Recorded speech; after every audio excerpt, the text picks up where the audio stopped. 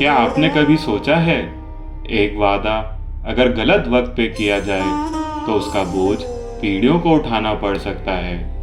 यही हुआ अयोध्या में, जहाँ एक पुराना वचन बन गया राम जी के वनवास का कारण। लेकिन उस दुखद पल से पहले अयोध्या ने देखे अपने सबसे सुनहरे दिन। माँ, राम जी के शादी के बाद अयोध्या में सेलिब्रेशन हो रही होगी ना? हाँ बेटा, 12 दिन तक उत्सव, संगीत और मंगल गान। लोग कहते थे अयोध्या पर मानो देवताओं की कृपा बरस रही है। लोक कथाओं में कहा गया है, इन्हीं दिनों में सीता जी ने एक सपना देखा था, घना जंगल और तपस्वी, मानो आने वाले वनवास की झलक। ये हमें याद दिलाता है कि सुख कुछ समय का है। हर खुशी को जी भर के जिए, लेकिन उसके जाने से टूटे नहीं। मॉडर्न लाइफ में भी प्रमोशंस या अचीवमेंट्स परमानेंट नहीं होते। असली ताकत है बदलाव को स्वीकार करने की। इन्हीं उत्सवों के बीच महाराज दशरथ ने निश्चय किया, राम जी को युवराज घोषित किया जाएगा, यानी कि अगला राजा। अयोध्या की गलियां सजने लगी, मंदिरों में दीप प्रज्वलित हुए और प्रजा के चेहरे पर उल्लास झलकने लगा। वाह माँ, राम जी अब राजा बनने वाले थे। हाँ बेटा, लेकिन कभी कभी जब सब कुछ तय लगता है, तभी छुपी हुई बातें सामने आ जाती हैं और सब बदल जाता है। हर योजना पक्की नहीं होती। करियर या पर्सनल लाइफ, हालात कभी भी बदल सकते हैं। इसलिए ज़रूरी है कि हम सिर्फ प्लानिंग ना करें, बल्कि अडेप्टेबिलिटी को भी अपनी ताकत बनाएं। महल के अंधेरे हिस्सों में मंथरा ने कैकेयी जी के मन में जहर खोला। उसने कहा, सोचो महारानी, अगर राम राजा बने तो राजमहल में सबसे ऊंचा स्थान कौशल्या का होगा। तुम्हारा और भरत का महत्व धीरे धीरे मिट जाएगा। आज तुम महारानी हो, कल बस एक नाम भर रह जाओगी। रानी कैकेयी को राजा दशरथ ने कब वरदान दिए माँ? बेटा, बहुत समय पहले जब कैकेयी जी ने राजा दशरथ की युद्ध में जान बचाई थी, तो कृतज्ञ होकर राजा दशरथ ने कहा था, जब चाहो 2 वरदान मांग लेना। अब वही वचन अयोध्या का भविष्य बदलने वाला था। तुलसीदास जी ने मंथरा की बातों को कलयुग का प्रभाव कहा है, यानी जब बुराई का असर मन पर छा जाए तो इंसान अपने सबसे प्रियजन के साथ भी अन्याय कर बैठता है। हर नकारात्मक सलाह अक्सर डर और असुरक्षा के रूप में आती है। अपने पुराने वादे अगर सोच समझकर ना किए जाएं, तो भविष्य का बंधन बन जाते हैं।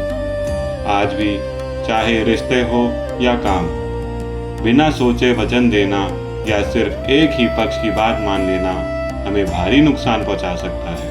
फिर बेटा, कैकेयी ने अपने वरदान मांगे। पहला, भरत जी का राज्याभिषेक और दूसरा, राम जी का 14 वर्ष का वनवास। महाराज दशरथ यह सुनकर टूट गए। एक ओर पुत्र के लिए प्रेम और दूसरी ओर राजा के वचन की पवित्रता। आखिरकार वे मौन हो गए, क्योंकि राजा अपने वचन से पीछे नहीं हट सकता। माँ, क्या सच में एक वादा इतना भारी हो सकता है? हाँ बेटा, और यही रामायण हमें सिखाती है कि शब्द कभी हल्के नहीं होते। वचन निभाना आसान नहीं होता, लेकिन वही इंसान की असली पहचान बनाता है। राम जी ने बिना एक पल सोचे पिता का वचन निभाने का निश्चय किया।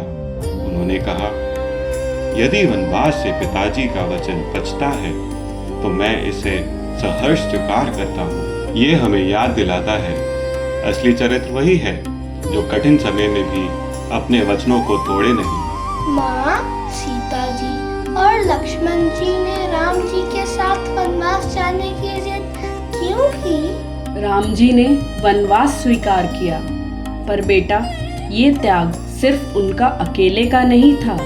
सीता जी ने कहा, जिस मार्ग पर आप चलेंगे वही मेरा मार्ग है, और लक्ष्मण जी ने सब बंधन छोड़ दिए। यहाँ तक कि अपनी पत्नी उर्मिला को भी पीछे छोड़ दिया। उर्मिला का मौन ही उसका सबसे बड़ा त्याग था।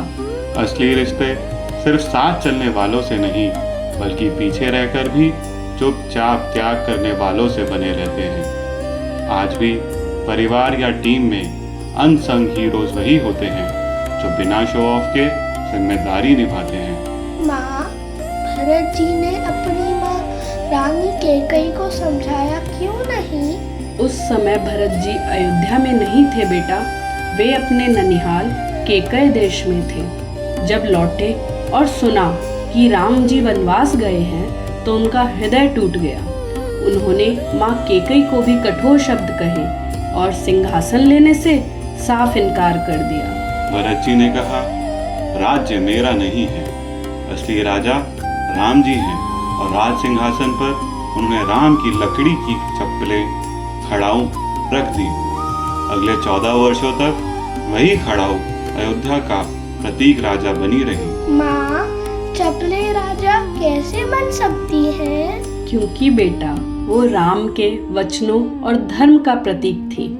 भरत जी ने सबको दिखाया कि असली नेतृत्व सत्ता पर बैठने से नहीं, बल्कि भरोसा निभाने से होता है। सच्चा नेतृत्व त्याग और सेवा से आता है, अहंकार से नहीं। आज भी सबसे अच्छे नेता वही हैं जो सामने नहीं बल्कि पीछे से सबका भरोसा निभाते हैं। सुबह जब राम जी, सीता जी और लक्ष्मण जी वनवास के लिए निकले, अयोध्या का हर कोना रो पड़ा।